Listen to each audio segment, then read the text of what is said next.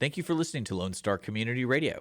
This program was broadcasted and recorded live from the LSCR studios in downtown Conroe, Texas. Lone Star Community Radio is supported by listeners like you. Donate and sponsor today. For more information on getting involved with Lone Star Community Radio, contact us at lscrstudios@gmail.com or visit us online at www.irlonestar.com.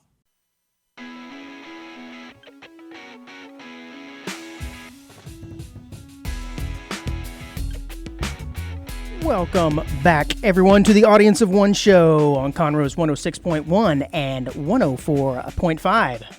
Streaming on irlonestar.com and available wherever you get your podcast from. I am Andrew, broadcasting next to the guy who recently just started lying to women to pick them up.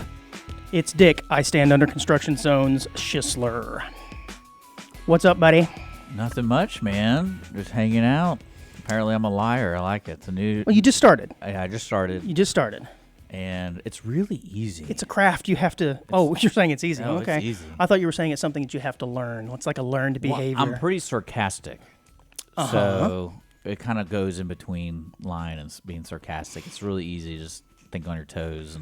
And That helps. yeah. So I wanted to describe to the onesies. It's pretty funny. The process to get in here every time. You know, I usually show up to do the recording for our show, and I can see through the window. There's Dick behind the control center there.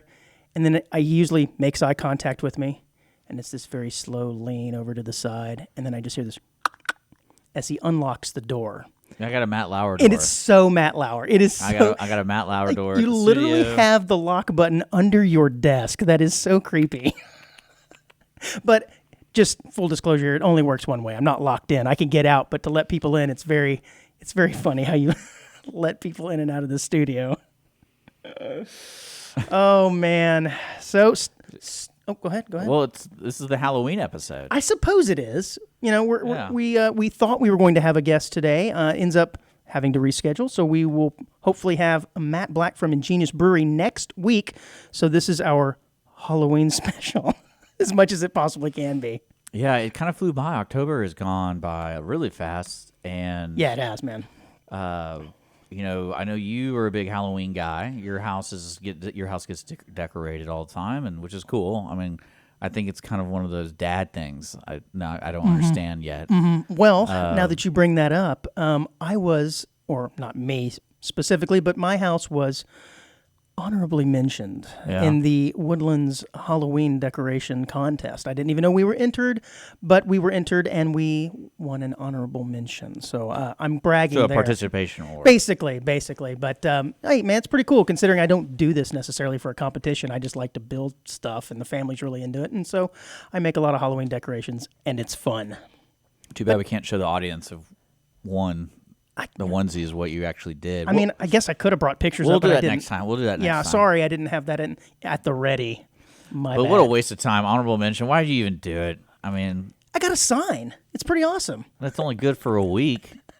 Well, one more week, but I'm going to put it up every year, especially if I get another one next year. I'm just going to have them lined up like banners at the rafters of, Like at the sporting coliseums, like championship, Yeah. honorable mention. Yeah. That would be the worst banner ever to have up in a stadium.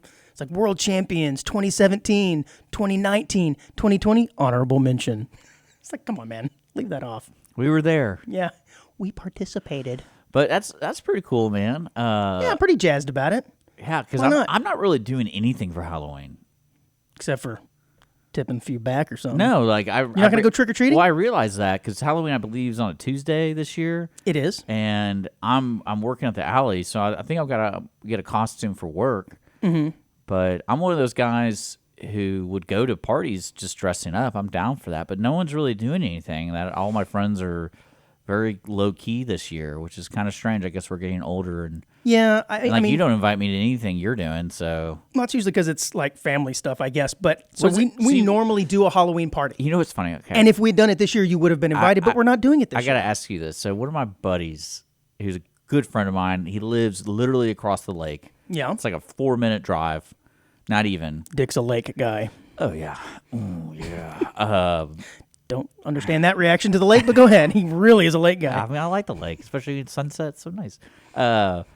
But what's funny, he's told me the other day, he's like, oh, I'm busy with kids, and like I'm doing a lot of family things, but they're having a party, and I was like, I wonder why they never invite me over for these parties that are family parties, because we're close, and I know we're kind of close, but it's like, does Andrew think I'm an embarrassment around, the family members?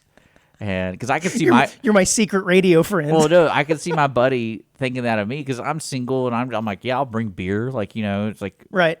And there's some clown there doing family stuff, like kids parties. Like, well, you absolutely would have been invited to our Halloween party had we had it. But yeah, it's kind of funny. I'm like, all my friends who have kids never invite me over for the parties anymore. Do I embarrass them? Well, I think it is one of those things. Once you do have children, your your friend circle does change because suddenly their friends, your kids' friends' parents become sort of your friends as well, and by proxy, and so. But I'm always the events change. I always try to put myself in the position as a helper for my friends. It's like if you're having a party, I'll come over and help you move stuff. Be like a wingman. Well, no, just like because I know parties are stressful when you you're look hosting stressed. them. Here's a beer. Yeah, I'll get you beer, or we'll move tables. We'll do whatever. You could be like my emotional support animal. Yeah, emotional support friend. But I guess Andrew and my buddy just hate me. You could wear a vest. I could put the vest on you. Why is Dick here? That, someone has to get me a beer out of the fridge when I ring the little bell. Yeah, that's how you impress your friends that are like the dads. Like, this guy has his own waiter. Right. You have a husky. I have a human being. Yeah, I love it. But yeah, this weekend I went to Southern Star Brewery. They had a queso cook-off. For our non-Spanish speaking onesies, that's Spanish for cheese. Thank you. Mm-hmm. It was a lot of fun. What I loved about it was certain groups that were in the competition were clearly cooks. Like, they had food trucks or whatever, and it's just for bragging rights. But then there's other groups there that were trying to promote like their business. So they just did the Velveeta stuff. It's awesome. Would have been great if they won. Well, that's what... Literally, you can see them cutting the boxes open and dumping it. That's what blew my mind is I reached out to my buddy who has Taste the Asian Food Truck, and he has Dragon Ball C. I was say Sean. Son had two different quesos. He had like really spicy queso, and then he had his regular queso. Good food, by the way. Yeah, yeah. And I texted him. I was like, how did it end up going? Like, because we left to watch the Astros game.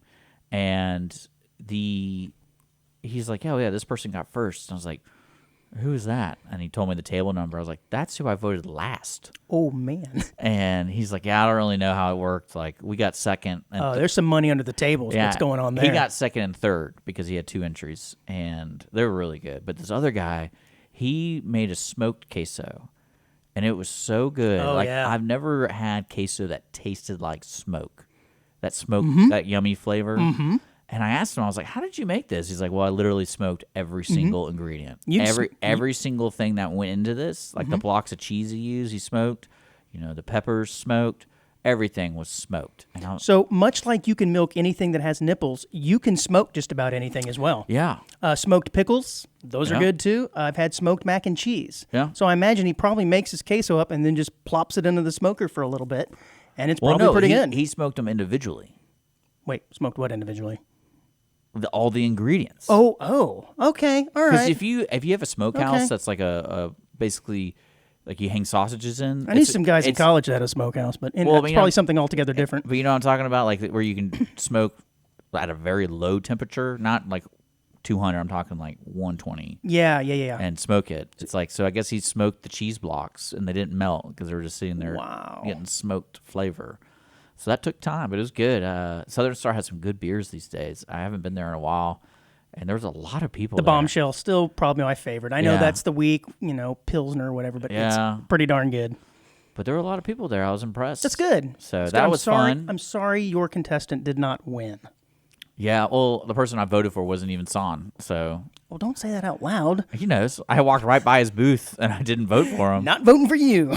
Well, the smoked one was so good. I was like, yeah, that's right. Because the way I judged it, I got little cups of every single one, and I ate them already, and then I got them all back again with little cups, and then I go, if I can tell which one's which, like, then I'm going to vote for the person because I can actually distinguish, like, oh, that's unique. That was this person, and and there was actually a queso cottage house maker kind of thing. You ever heard of cottage house rules, where like you can make food in your house. Yeah, we've talked about it before. So these guys actually on a radio show called Audience of One. Yeah, and they make queso, and the queso they made there was like with garlic, so it was like you could tell it was theirs. Yeah. But the bragging rights went to some random lady, and I felt really bad because I was like, do I have horrible taste? So who got honorable mention? I don't think there was. There was first, second, and third, and then there's People's Choice. Well, that's like an honorable mention. So. I don't understand. Isn't People's Choice like first place?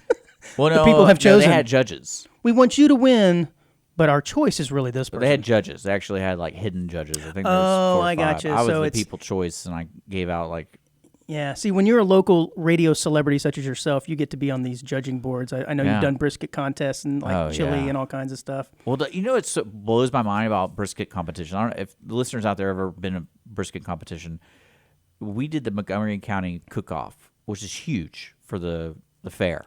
Basically, It's like one of the biggest cook-offs, like 150, 160 teams. Yeah. A lot of brisket. We brought a camera and a mic out there. Yeah, it was crazy. We did do that. That's right. That was your first time there. I'm sorry. Well, the way they handled it, because I did judging for them for several years, it was always cold, and it was always like hours after they turned it in. And I go, I don't really, because I cook briskets, sure, and it's always so good. Mm-hmm. Like Bragger. An hour after you unwrap it, and it's been sitting for like the hot. Yeah, it's hot. It festers. Yeah, it's so good. But like when you're judging it, you get hundreds of styrofoam, and it's just cold brisket. And I was like, I can't really tell what's good or not. Like I just can't. But that was tough. That was a tough thing to judge because I wanted to this is a serious competition. There's money involved, all that kind of stuff. Yeah. So. Well, the Rangers are playing the Astros right now. Yeah. And, of course, by the time this show airs, Game 7 will have occurred, and so we will know the winner of the final game of that series. But I'm glad to see it is finally heating up and getting really chippy, and one team did not just destroy the other. This is I love the rivalry. I love everything about that. It's what makes sports really good. The part that really is amusing to me are the fans on both sides. So I'm not taking sides here. Either way, but the selective outrage, I think, is something that I find pretty humorous. And when it happens in sports, it's fairly benign. It doesn't really hurt anybody.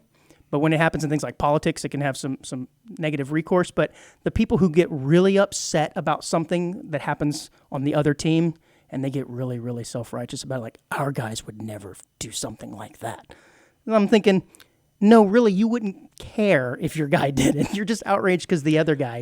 This also, I'm a fan of the Astros, funny. So ever since their cheating scandal happened, it's kind of like we don't. The first step is to admit it happened. And it was like. And now we're healing. Now everyone hates Altuve, even though he's good at baseball. He is phenomenal at baseball. It's kind of one of those weird things where it's like. Yeah, he is phenomenal at baseball.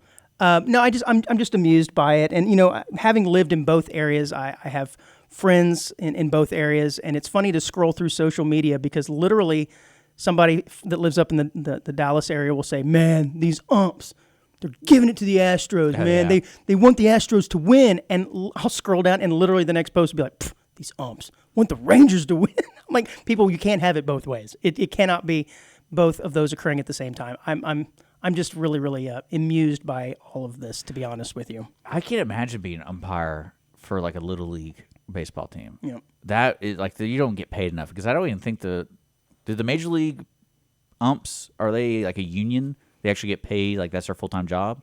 Because I think I think the NFL guys all have a separate job. Man, I'm going to have to look that up. I don't know. Sure. Maybe we'll do a segment on that. I'm going to make a note to look that up. I don't know.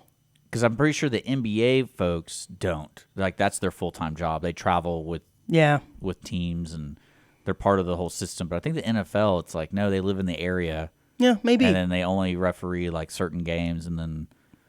But I don't know. But no, it's the litmus test I tend to live by, and I think this is really, over the past several years, made me more of a spectator when it comes to politics and sports, because... If the other guy, or I'm sorry, if the guy on your team is doing the same thing that the other guy made you so mad about, if you pause at all, then you're not really acting on principle. Yeah. You're acting on emotion or loyalty or something. But if somebody is doing something on the other side of the political aisle or on the other team that you're just so outraged about, if you ask yourself... It's hypocrisy. If you ask yourself, if my guy were doing the same thing, would I be as mad? If you have to pause at all...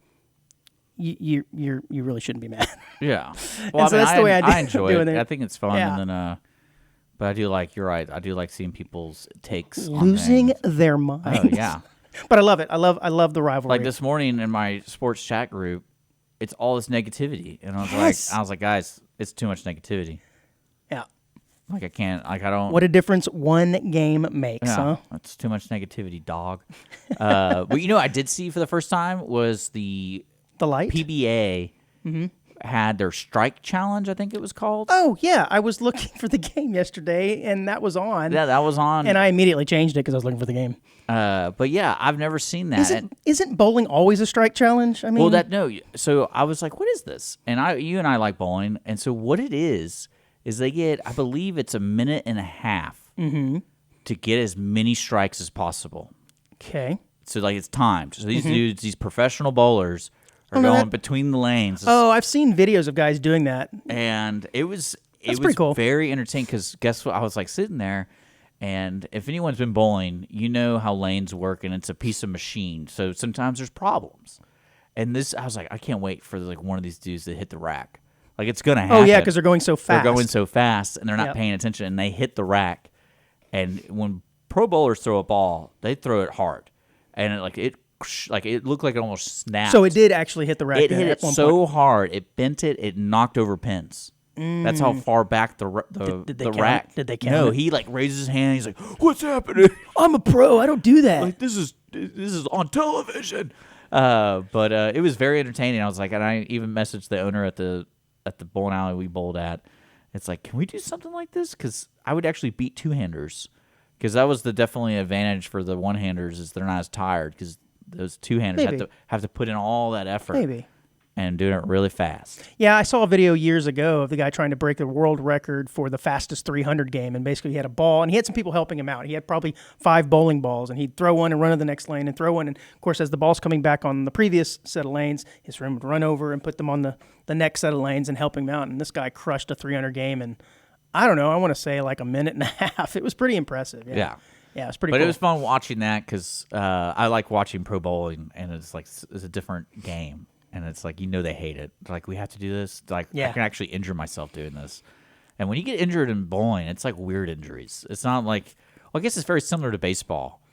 Yeah. Where like you get those pitchers who like twist their ankle, but you didn't see it. And then like the next day, it's like, oh, they're out for the rest of the year. Yeah, it's always a groin. Why? Yeah. What is it about the groin? Well, like in hockey, they have a weird. No matter what sport you're in, the groin is always in peril. Well, like in hockey, they have a thing. I forgot what they call it. It's like a hip injury, but like the way they say it, it's so ambiguous. An impingement of the hip. Well, it's not like a direct left hip hurt. It's more of like he just has a contusion. He has a hip injury. So it's like, what does that mean? Is it like he can't skate for a week, or does that mean?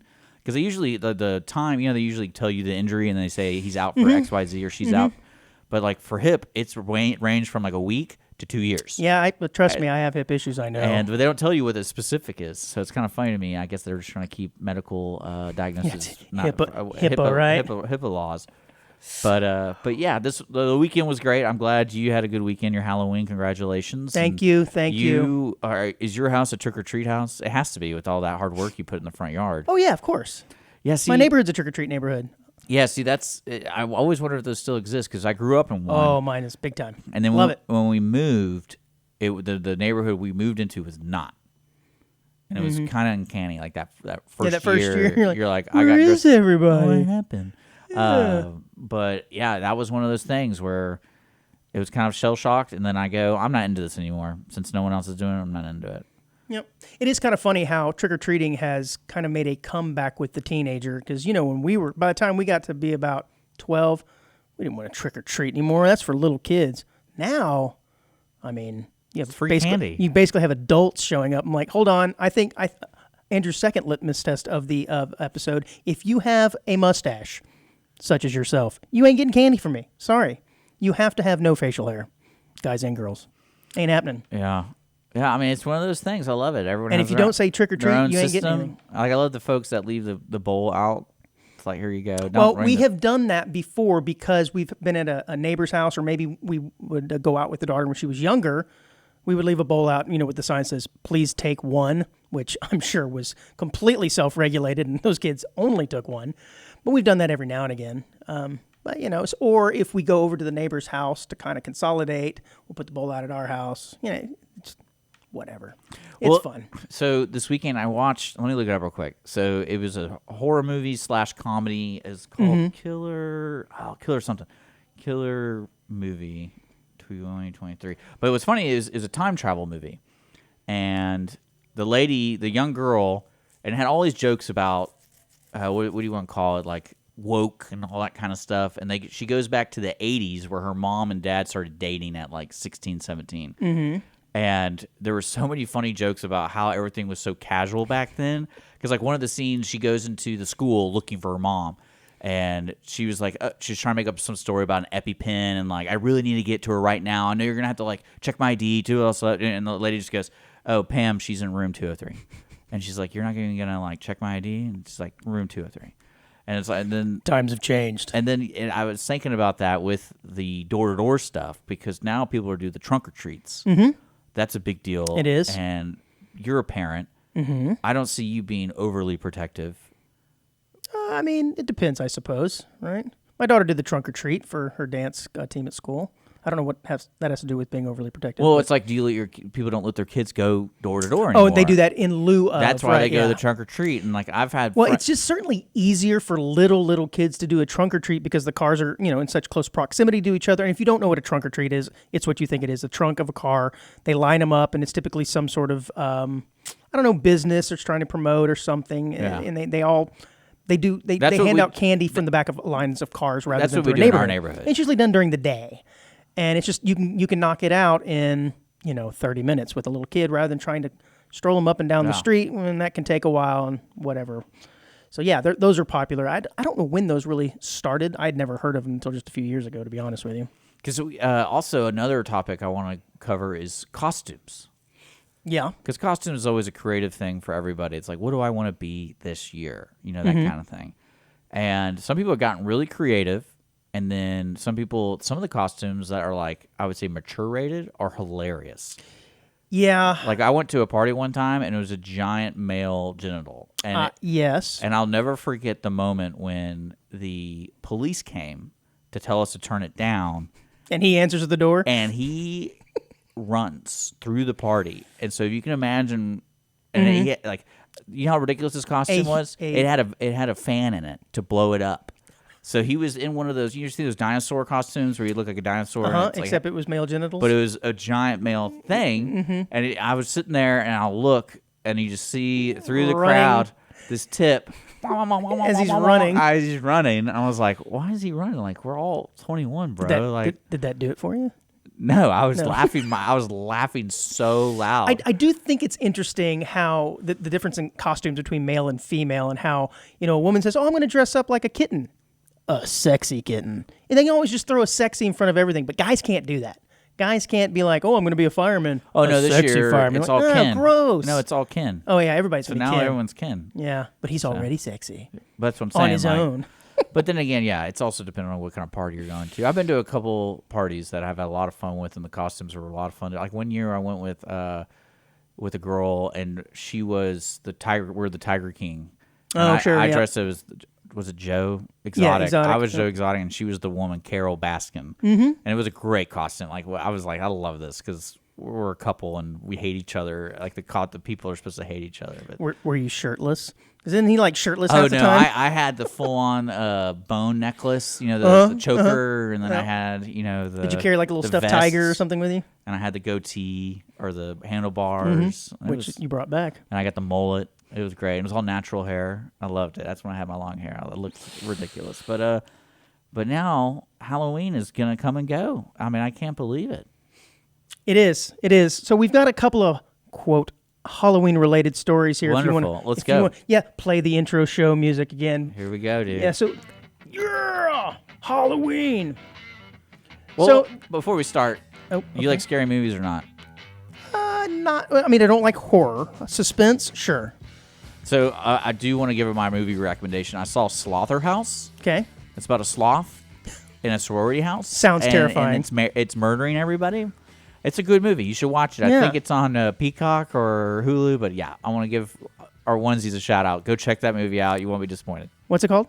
It's called Slaughterhouse. Slaughterhouse. I think I'm pronouncing it right. Oh, boy. Well, police are hoping that a toxicology report will help determine what killed a North Carolina man whose family believes he was mistaken for a Halloween decoration as he lay dead outside an abandoned log cabin. I'm actually kind of surprised this hasn't happened more often, I suppose. But the story goes, this was a China Grove police received the report of the death of a 34-year-old man, Robert Paul Owens, and it's a mystery. So apparently there was a groundskeeper who was taking care of a quote-unquote abandoned house. It couldn't have been completely abandoned because he was there mowing the yard. So it was probably still owned by someone. And there's a dead dude, and the lawnskeeper thinks it's just a Halloween decoration.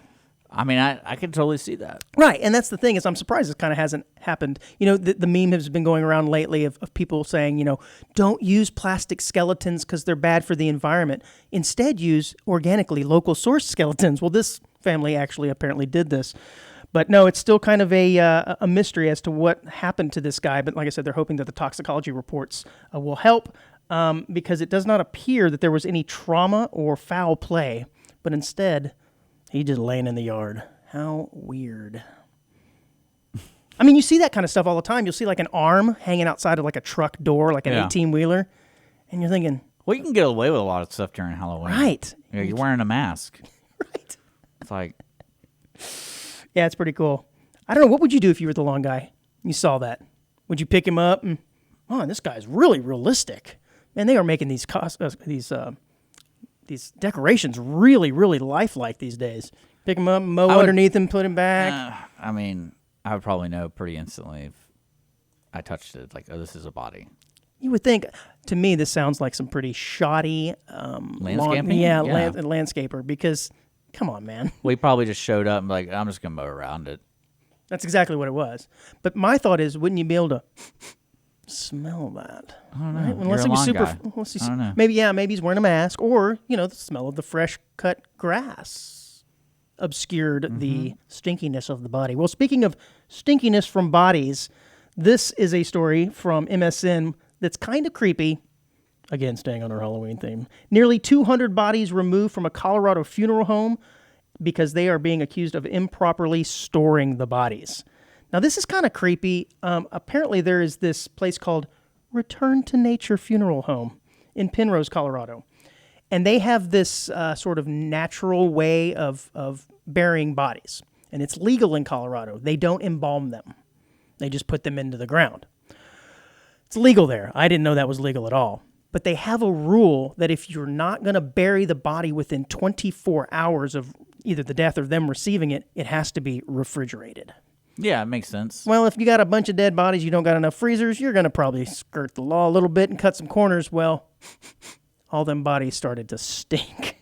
That's funny. Nasty, man. So I guess people in the area were noticing how nasty the smell was. They went and investigated, and there were 115 bodies were found at the facility, just 34 miles southwest of Colorado Springs. Disgusting. I love it.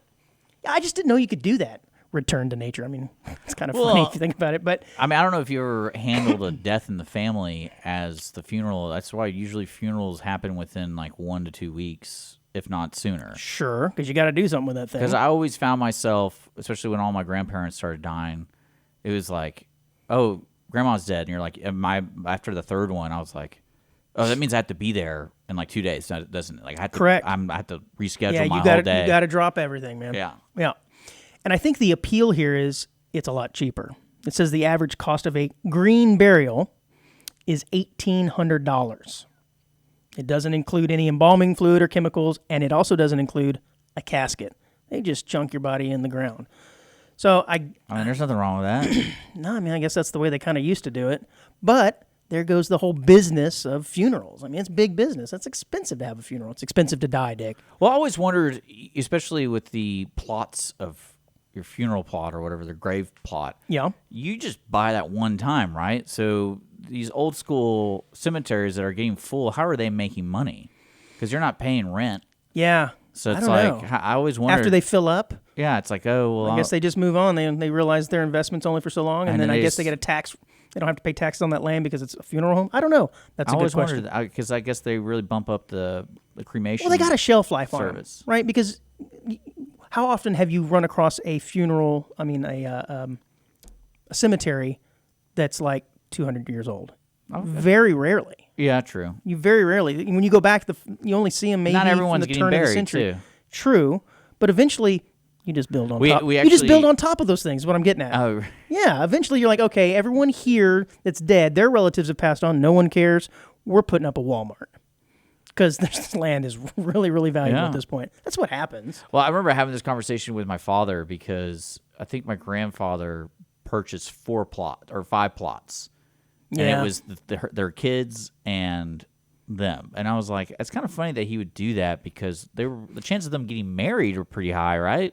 You see that spot right there, son? That's where you're going to be buried. Well, no, but it's kind of a creepy conversation to have with your kid. Well, I remember like when my grandfather take a good look at it now. Was being buried, like my dad pointed it out, and I go, well, what about everyone else? You have 6 kids, and you have your wife, my mom. We're going to stack them. Where are we going? Stack them. And I like that idea. I was like, I guess we're just gonna be somewhere else. It's a multi-family dwelling at this point.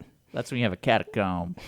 Those are tight. All right, last story before the break. This is really, really funny. Not necessarily Halloween related, but a Pennsylvania man riding a tractor was arrested for a second DUI.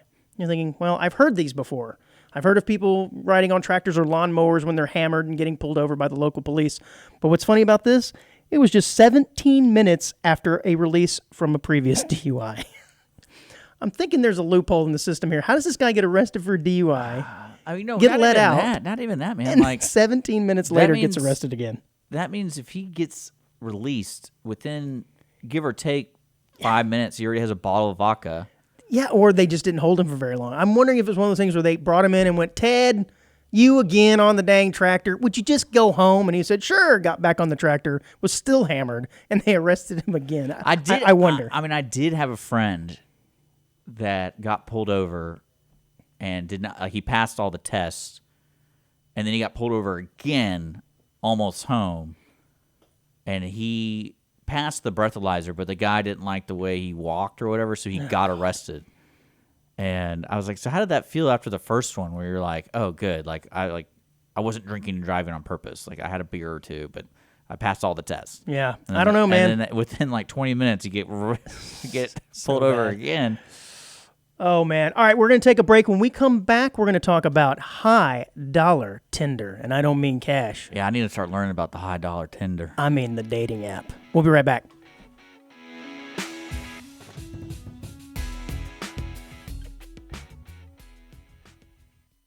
Audience of One, Wednesdays at 10 a.m. right here on Conroe's 106.1 and 104.5.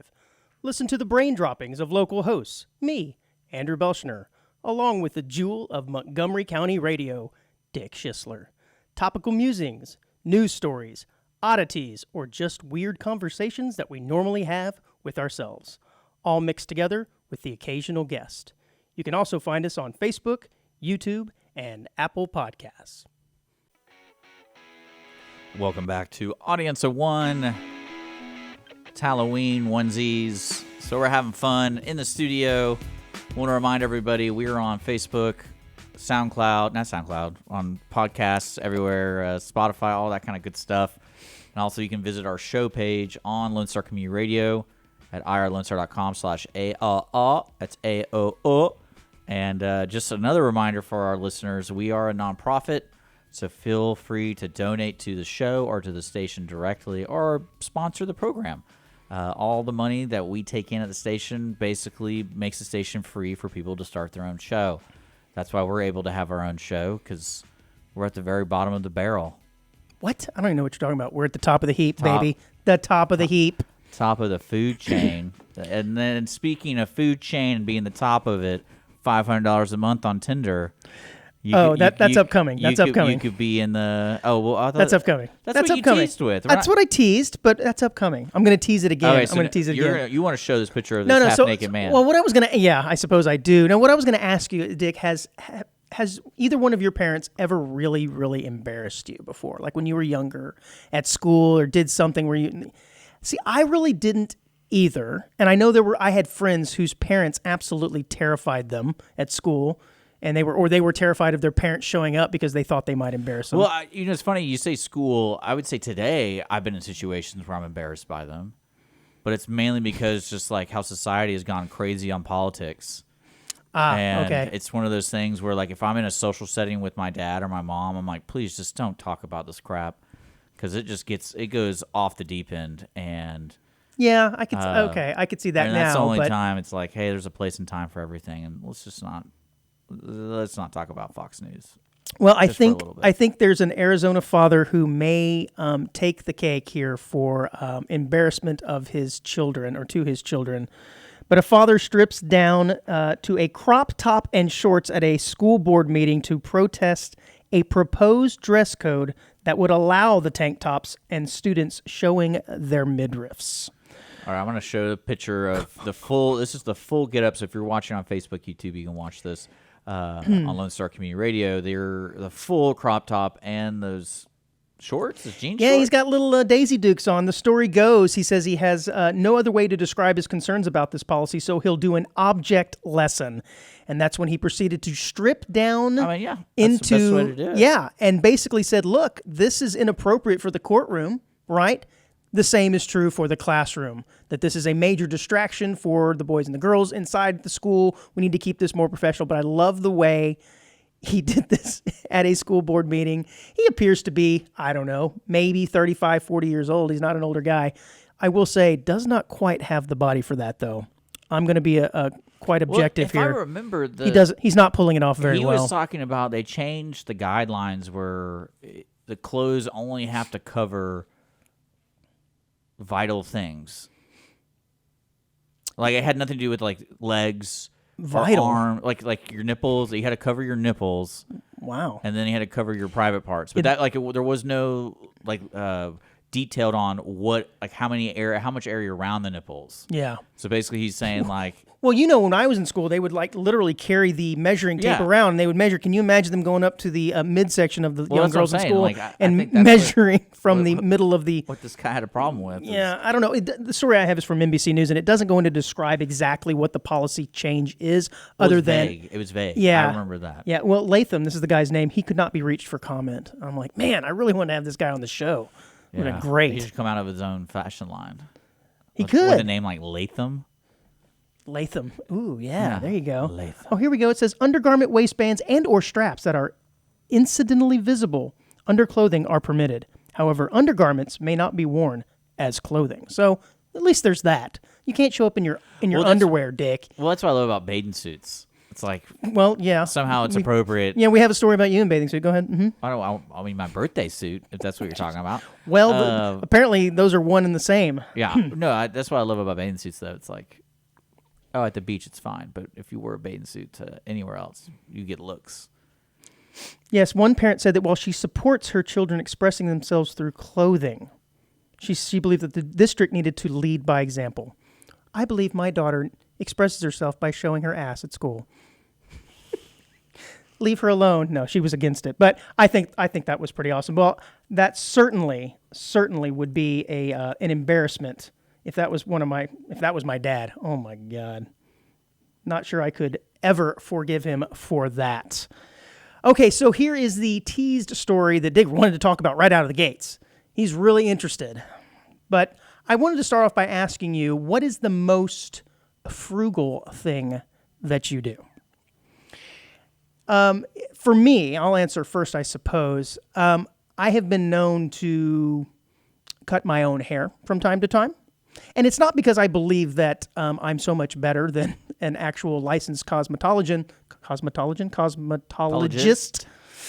It's just that afterwards, they cut my hair and I'm looking at it and, you give them $20 or whatever it is these days with the tax and tip or maybe even more. I don't know. And I look at it and I'm thinking, I don't really do anything special because I don't do anything special to my hair. Now, if I had some special hairdo that I liked, of course, I'm going to go get a professional to do it. But if I'm just trimming it and cutting it short, I can do that myself. So that's probably the most frugal thing that I do.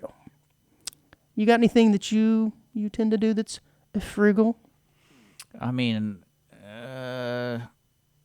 I wouldn't really. I don't know if it counts, but I work at a bowling alley for the perks. Just for the perks. Yeah. I'm not paying full price for bowling, man. Well, yeah. I mean, it's kind of weird. No, actually, what I really liked about it was I wanted to bowl as much as I can. And there's leagues, and it's $15 a league. And I remember hitting that. I was like, man, this thing's costing me over $200 a month. That's a lot of bowling.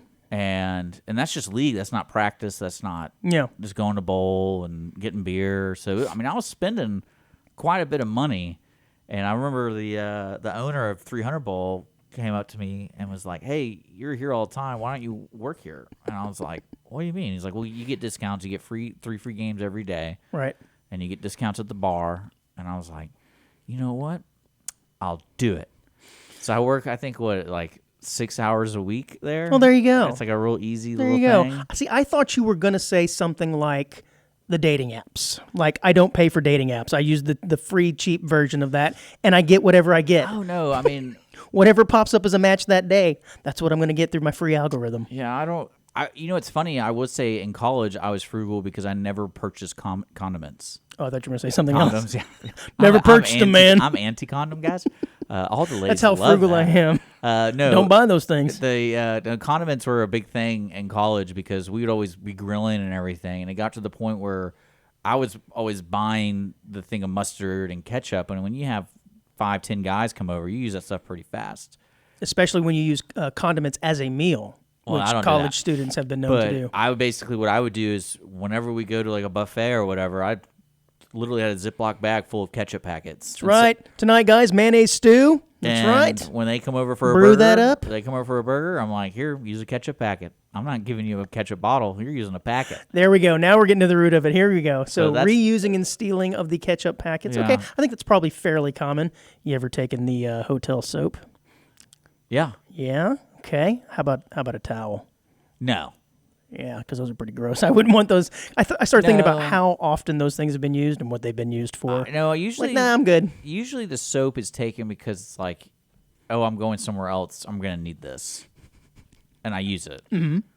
But now, if you go to, you travel a lot. Like the last hotel I The was lotion. in, they had like the whole Yeah, spread, man, so- and it's just a pump bottle now. So it's like, Those I fear those though. why? Because I'm always afraid that the person before me has put something into the bottle that will like acid or something to like melt my face Really? off or my That's- hair or something. that's- Or they'll put Nair or something in their hair removal. That's the immediate thought you have. Absolutely.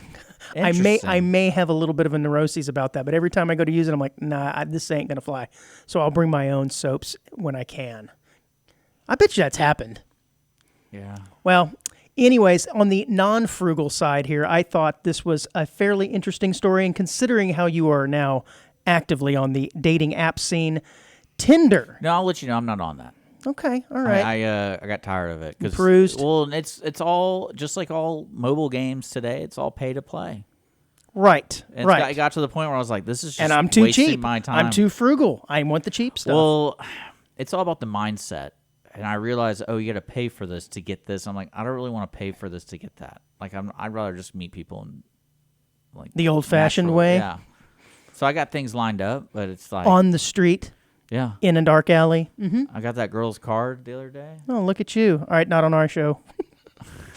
This is not the dating apps with Dick. Anyway, so Tinder, yes, Tinder, the dating app, I guess it's called a dating app. I thought it was mostly just a hookup app, has unveiled a $500 per month exclusive subscription service.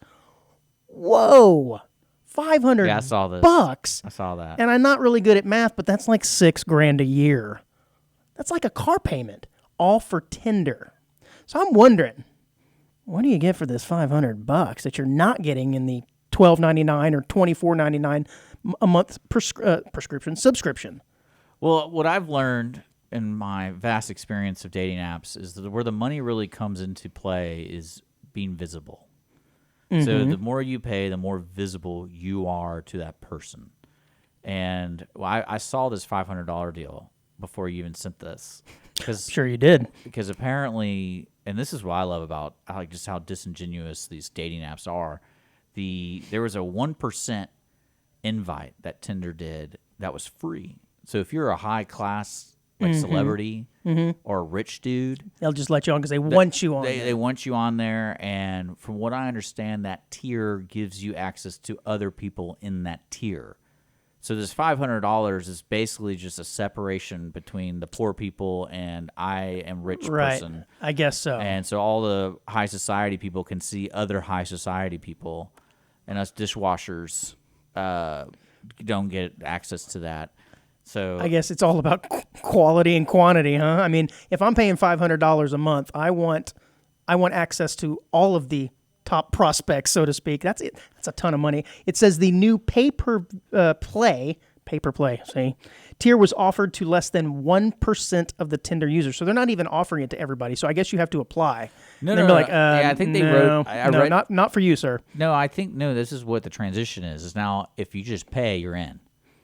So if you're just... It says the new pay-to-play tier was only offered to less than 1%. Maybe now. But yeah, I'm saying that's what they're doing now. It's like you're paying $500. Because before, it was free.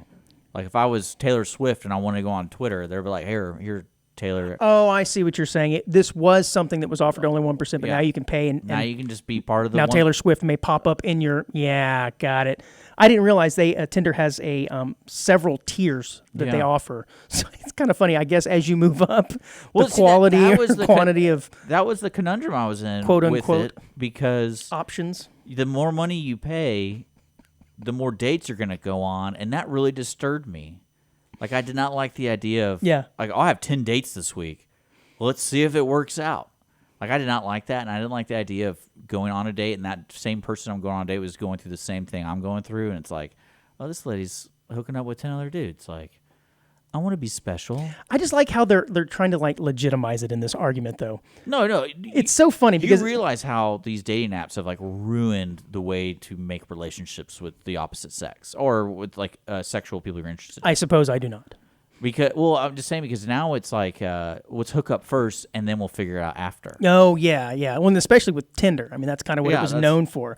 But that's what I'm saying is this article is really funny because it says, quote, we know there is a subset of highly engaged and active users. Yeah. Who prioritize more effective and efficient ways to find connections. You know they're talking about sex, right?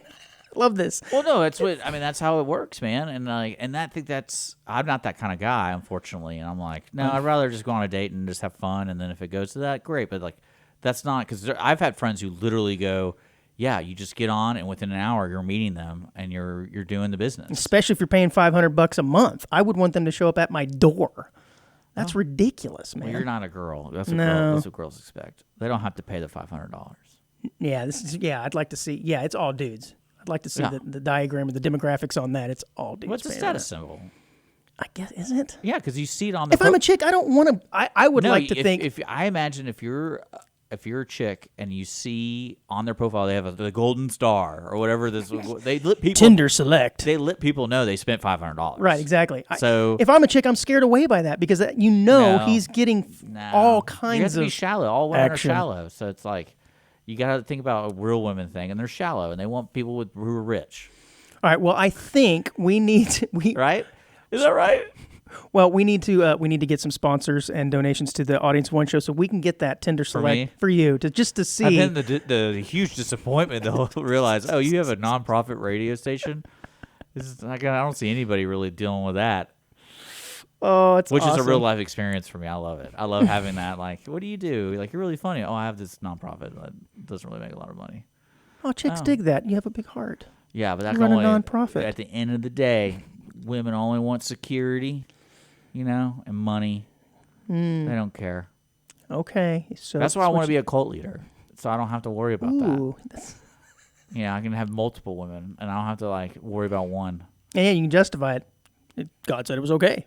Man, that's what I love when you watch those interviews. If you're there's for a year or 2 years ago, there was all these documentaries about the polygamy cults and Did stuff like that. we just really transition to cults? Yeah, this is awesome. But dating apps to cults. There was one that was on Netflix. I think it was called what was it? It was really creepy. But they interviewed these couples that had multiple, the higher up in the church you were, the more options you had, more wives. The more chicks you were allowed. And what was amazing to me is they're interviewing this couple they left the church. And she was the fourth wife. So clearly he chose her to be the monogamy wife. And they were just talking about living in that world. When what I love is this woman had all these emotions about it and just really in-depth interview. And the guy's like, he like legit goes, I had 4 wives. I was doing okay. It was literally Pound Town Like, all the time for like, me, man. I couldn't believe I was really, really religious. No, I couldn't believe he had the balls to say it next to the woman who he put through. Right? This like she went into this, like it was terrible. Like we respect each other, but we all knew we were trying to fight for his affection, and it was definitely a man. He's about to defect and go back. That's what I was like. This guy just drops that bomb right in front of her. They're like, this guy's crazy, man. I liked it. I mean, I forgot. I was like, Keep Sweet, I think it was. It was really creepy, man, because the head guy had like 40-something wives. The head guy, huh? That like the main church dude, right? And then it got Continue. really Interesting choice of questionable words. when he had like 14-year-olds being married to him. Oh no! Now we've crossed over. Yeah, it was really weird. Yeah, we've crossed really over. Weird. But yeah, I always like that idea, especially like the Tinder thing's the same thing. It's like, how are these people not go on multiple dates and hooking up? And Yeah. like, well, $500 a month, you can do whatever you want. Well, staying on this. well, isn't there a service that you could pay to like pairs you? That's not like I'm talking about. It's more in depth. Where like if I'm a rich dude, I can pay this person like $10,000 to find me a person to go on a date with. That's actually my status. I suppose. Because this is kind of like the online version of that. Yeah, right? yeah, I guess Like so. I'm trying to find people with my I'm status. sure that exists. Yeah. Because I've spent $500 on it. Right. I want to know somebody else who spent the same. Well, staying on this frugal. Does it turn on their camera? This frugal theme, I love this. This made me think of you, Dick. It's something that I think you could probably pull off or at least try. But a man fakes a heart attack 20 times at different fancy restaurants to avoid paying the bill. I'm kind of curious to see the end game of that, like the actual third act. I love it. Because you have a heart attack, so he fakes it so much that he's like, I gotta get out of here, call the ambulance. Like, Yeah, right as the bill comes. I'm coming to see does he you. wait for an ambulance, or is it more of like, Yeah, he's got to get out of there before he has to pay a bill. well, that's what I'm saying. Yeah, Like, yeah. That's such a fine line. Well, it's in Spain, so maybe they have socialized medicine. You don't have to pay for anything. It says a man in Spain was arrested Yeah, after I can faking see heart that. attack to pay for a meal. He repeated the stunts 20 times just in this particular year. And this one officer arrested him on 4 different occasions. He would order things like lobster and whiskey. I can't pronounce this one word. I don't know what that is. But anyways, he was eating and dining on fine foods, and as soon as the bill would come, he would suddenly have a heart attack. Dick, I'd like to think you could do some of these things. I mean, why would you need to have a heart attack? Just leave. Yeah, well, I guess if you're having a medical incident, it's not against the law, Yeah. but if you leave, you're thereby stealing. I mean, he's technically stealing no matter what, right? Yeah. But in his mind, I had a heart attack. Or at least I had the symptoms of when I really thought I was having a heart attack. I'm sorry. Oh, well, so I like it. Yeah, that's next story is really, really cool. So apparently from USA Today, there is the Toy Hall of Fame inductions going on. And I love these stories. They come up every now and again. But this is the, quote, forgotten 5 classic toys that are up for induction. And apparently you can vote on these. I don't know where the information is to vote, but it's got a picture there. I don't know if you want to show the picture of the 5 toys that are up for induction. And it's pretty cool, man. I think like a few years ago, one of the greatest toys ever invented was like the stick. Did you hear that one? Because kids from, before the dawning of time basically used a stick as a toy. And what that's was that considered early 1800 or late 1800s toy where it was like a wooden wheel or like a hula hoop, and he had the stick and he used the stick to roll the wheel, and like the kids would run while doing it, see how fast they could go. Do you know what I'm talking about? Yeah. I always wondered where you would play with that because some kids can go for a long time. Yeah. So I wonder how many kids got like hit by horses and stuff because they're just not paying attention. They're just spinning the wheel. You know what I'm talking about? Yeah, I do. And then so they're just getting run over because they're not paying attention to anything. So the 5 are the Fisher-Price corn popper, and that's the one that's got little wheels and a little dome. Yeah, You I've push seen it. that. That's a classic. I love that. The My Little Pony. Don't think that needs any description. A Pez dispenser. I don't know that I would categorize that as a toy, but I mean it is pretty classic. That toy sucks when you run out of Pez.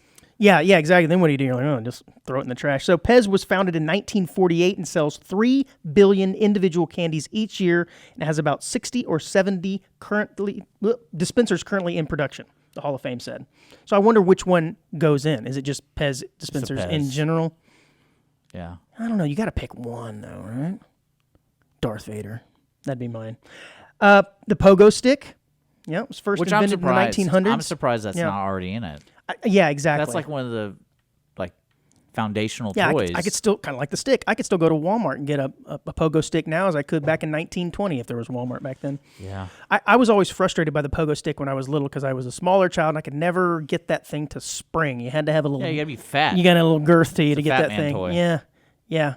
Of course, my daughter has one. She asked for one years ago, and I haven't gotten on it. But I remember at the time bouncing on that thing, and I could fully compress those springs now, and it was just this joyous moment. Yeah. I'm like, look at me. I'm the Pogo King. Using it as intended. I love it. Yes, and then the last one is Transformers. You ever seen someone get on a pogo stick on a trampoline? Oh my, no. It's nuts. Yeah, I can imagine Nuts. that is uncontrollable. That's an uncontrollable bounce, which is probably what makes it very entertaining. So in the picture there, it's a picture of Optimus Prime, not Optimus. Classic. And I have an Optimus Prime story that's very near and dear to my heart because I received an Optimus Prime for Christmas. I believe it was Christmas of 1983, and I was elated. I can remember this clear as day. Super elated to get it, frantically opening up the box, and I broke it immediately right there and never got to play with him fully because I somehow just broke him. I broke him in half, or I broke the trailer off him. I can't remember specifics, but I can remember being so excited, and then my excitement went to immediate just God, you're an idiot. terror. Yeah. So out of those 5 there, which one's getting your vote? The My Little Pony. Pogo Stick, 100%. Pogo Stick. That's unisex toy. Yep. And it's been around the longest, I bet. Yep, I think so. And you can still buy it today. Yeah, the My Little Pony came out in 1982. And so yeah, I think I'm with you on that. The Pogo Stick gets my vote. Let's see. Yeah, man. It says other finalists announced in September: baseball cards, Battleship, Bingo, Bop It. You remember the Bop It handheld game? Yeah, those are fun. Cabbage Patch Kids, Choose Your Own Adventure game books, Collect 4, Nerf toys. Well, that's pretty generic. I mean, there's all kinds of Nerf toys. You're gonna have to. Well, there's Nerf toys. That's not. They're all kind of the same idea. They shoot something into somebody's eyeball. Yeah. Slime, and then Teenage Mutant Ninja Turtles. I'm surprised lawn darts didn't make it. I can't believe that was actually ever a toy marketed towards children. Yeah. Here's a sharp object. I wonder if dice are in there. Right. And a trash can with some stuff you can light on fire. Yeah. Yeah, absolutely. Oh, well. What's that? What? Are you a fan of sumo? And I mean sumo wrestling. I've actually seen it. Who, in person? Yeah. What? Well, it wasn't like the legit sumo. It was like a practice thing. So, but were they still real big? Yeah, I think it was for some odd reason in Houston. I think Houston. Oh, it was here locally. Yeah, it was like one of the guys who's actually like a sumo wrestler. He participates in Tokyo and all that kind of stuff. He lives here. Yeah. And so for some reason, one of my gym buddies was like, "Hey, you want to go watch like a amateur sumo wrestling? Like this guy's practicing." And I was amateur, but he's like a real. But it wasn't like for a title. Oh, okay. Like so it wasn't like a legit. Oh, we paid tickets. So it was he was a pro, but it was not a sanctioned event. Yeah, like you could go and watch, and it was. So he was just going to go beat up on slightly lesser fat guys. Yeah. Awesome. But it was like the local sumo club. Yeah. Do you know all the rules? Because I'm always confused when I watch it on TV. I'm like, how did that work? Like I don't think you can turn around. Okay. Well, I meant like you're always have to be facing your opponent unless you're flipping them. Yeah. So like you can't turn around. You can't get outside the ring. Like I know that. You can't push if you push the guy outside of the ring, it's over. It's over. That's the whole point of it. That's the whole point. Yeah. Like okay. Well, see, then I knew the rule. The whole point. Thank you. But I'm pretty sure you can't grab from behind because like you have to be facing your opponent. Are these rules for sumo or Tinder? Depends on what level of Tinder you have. Okay, gotcha. Perfect. Yes. You know what's funny? I was thinking about this Tinder conversation we're having, and I was like, because all these apps make me have a great time, right? I was like, I'm surprised they don't have like weekly STD oh my God. checkups. Like you have to scan a document. I mean, I would feel more comfortable if that were the that's case. what I was thinking of that. I was like, but if you're paying $500 a month, you would hope that everyone's already well, no, that's why or maybe the chances are less. That's why you're paying $500, so you don't have to tell them. Just stick to. Well, no, I was thinking bots. that because it's like they do a verification now. It's like verify yourself, take a picture of your face, and blah blah blah blah. blah. Oh, really? Oh yeah, and then Wasn't aware of that. and I go, well, why would they verify me? Like, I would like to let people know I'm STD free. Like, I'm pretty sure that's because that's conversation always has to happen, right? Yeah. So I think we're at the 55-minute mark, so we can have this conversation. I saw your eyes immediately dart. I'm like, oh, what just happened? But yeah, that was one of those things I always wondered in today's world. I was like, how do people have that conversation on the first date? And especially with the Tinder world being so loosey-goosey. And it's like, I kind of like don't want to boast about it, but I kind of want to be able to have the liberty to ask them. Right. Like, hey, do you have those 4 STDs that are not what do you can't cure? You can't cure those things. One of the 4 in the STD Hall of Fame. Yeah, like I just want to know if you have that because it's not saying no, but I mean I'll risk it for the biscuit. But well, getting back to sumo, apparently Japan's flag air carrier had to make last-minute changes to deal with excess weight, but not from baggage, but from a group of passengers who also just happened to be sumo wrestlers. Yeah. You know, we talked about this when we had our pilot buddy in as a guest months and months ago. how important weight is. Yeah, and they take all these estimates, and I guess it's for fuel. Yeah. And that kind of makes me nervous because I'm like, wait a minute. You mean that they cut it that close to where several hundred pounds makes that big of a difference on fuel?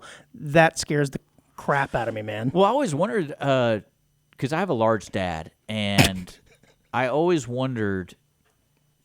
Because he hates to fly, but I always wondered, like, when you're buying a plane ticket, do you have to put your weight? No, that's the thing. I'm like, do they just take a guesstimate of each person? They go, okay, we know that this person's going to probably have an average weight of 185. I don't know. But yeah, apparently. What's TMI when it comes to the... Right? Like, I wonder how that really works. Did you be in before the flight? I mean, how accurate are we getting? But yeah, no, apparently. Wouldn't that be great? The lady comes on, like... All United Airline passengers, please use the restroom and try to get rid of as much as you can. Because fuel's going to be pretty tight on this flight. Yeah. Japan Airlines realized that 2 of its planes were at risk of exceeding their weight limits, carrying the wrestlers who were on their way to Amishi Olishima. I love this. Every week I have these. Yeah. And it's an island just south of, for a sports festival. It says just south of Japan. And yeah, apparently there were 2 groups with 27 of those guys on them. They were supposed to take off at separate flights on October 12th, but they said, not going to happen. The sumo wrestlers weighed an average of 264 pounds. I'm going to say that's got to be some amateur ranks of sumo wrestlers, right? Because don't those guys weigh in excess of 500 pounds? Yeah. Well, but again, this is something that I feel like, and this is going to sound really mean, but everyone encounters weird things that you're going to have to do again. Mm-hmm. So you feel like you have... this show. Well, you'd have the intuition to be like, hey, last time I got kicked off this flight because I'm a sumo wrestler. I want to call next time, like, hey, I'm a sumo wrestler. Yeah, what do they do with like before? I weigh 500 pounds. Think of Tinder. Yeah, I gotta get that $500 a month, dog. Really do. It's like, yeah, like I let people know. And I guess, I mean, that's just part of his life. But, I mean, they transport these people all the time. I'm surprised this doesn't happen. This is the first time, well, it's the first time I've heard of it. It does say here that their average passenger is 154 pounds, but this is in Japan. So they're a little smaller over there, aren't they? Yeah. Yeah. You'd fit right in. I would. I would. Let's go to Japan, dude. Let's do AOO in Japan. Absolutely. I had another story about a woman who wouldn't leave her Airbnb, but we're going to save that for next week. I would only eat that fish that kills you, that like, has a chance of killing you. Like the blowfish. Oh, That's the only food I would eat. I'd awesome. be like, every meal's a roulette, Russian roulette. I love it. All right, the fun story before or at the end of the show here, the quick hit. I want you to show this picture. This is really, really cool. This is the world's oldest terrarium. This is by a man named, or was created by a man named David Latimer, and he sealed this thing 53 years ago. And I'm not sure if it was just an experiment or whatever, but in 1960, he got curious and decided to plant a bottle with a seed. It's pretty crazy, but at the time he never would have. I want to show people this real quick. Yeah, that's what I'm saying. You got to see this. So he sealed. He put some dirt and he put this type of plant. I forget what type of plant it was. Doesn't say. But anyways, he watered it one time. He opened it in 1972, watered it, and then sealed it back up, and it has not been opened up since. But yet this plant continues to just grow and thrive. And basically what they're saying is this is an example of basically a small miniature Earth, right? Yeah, it's self-sufficient. It's self-sufficient. You ever seen aquariums like that? I guess so. Yeah, you put enough of the right type of fish and everything. You don't have It takes a lot of practice. Yeah, you get all the pH just right with the ecology of the fish and the and stuff then that you put in there. some maid comes in and opens it up and like, oh, I got to clean this, and it just ruins The whole 20 thing. years. No! Okay, here it is. It says in 1960 he started by placing a quarter pint of water and compost in a 10-gallon bottle. He then lowered spiderworts seedling with a wire. And then he sealed it in a corner, blah, blah, blah, blah, blah, and only opened it once since then. And there it is. Pretty cool. It's really, really cool. Awesome, man. That is all we have got for this week. So where are you taking me? On a date. Well, if you fix yourself up a little bit more often, maybe I would take you out. Look Although you so do look good. You are quite dapper today, again, with this sweater. And Well, it's the station sweater. For some reason, the AC works for like on high for 4 hours. So Yeah. It's freezing in the morning, and then I just kind of forget I have it on. All right. I don't get it. Well, hopefully next week we will have Matthew Black Yeah. from Ingenious Brewery. Like I said, he was supposed to be in Yeah. today. He had a last minute, I guess, change of plans. So we had to improvise this week. And I'd like to think we did a pretty darn good job of last minute improvisation. Well, let us know how much you like it. You can always reach out to us, audienceofoneshow@gmail.com. Send us your articles, or if you want to try to be a guest, we do have a very select $500 appearance fee. No, listener. If you want to be a select AOO onesie, $500 a month. Yeah, that's what I would charge to be in front of me. And you get the best. Oh, never mind. Oh, Well, I do want to. you get the best Richard. Yeah. I do want to let people know that at the beginning of the show, I talked about a movie. It's called Totally Killer. Are you on the take with these people? What's up? No, it was a time travel horror movie. It was fun. Totally Killer. It's on Amazon Prime if you want to just waste your day like I did. Awesome. But yeah, Audience of One next Wednesday. We'll see you guys in November. That's right, November.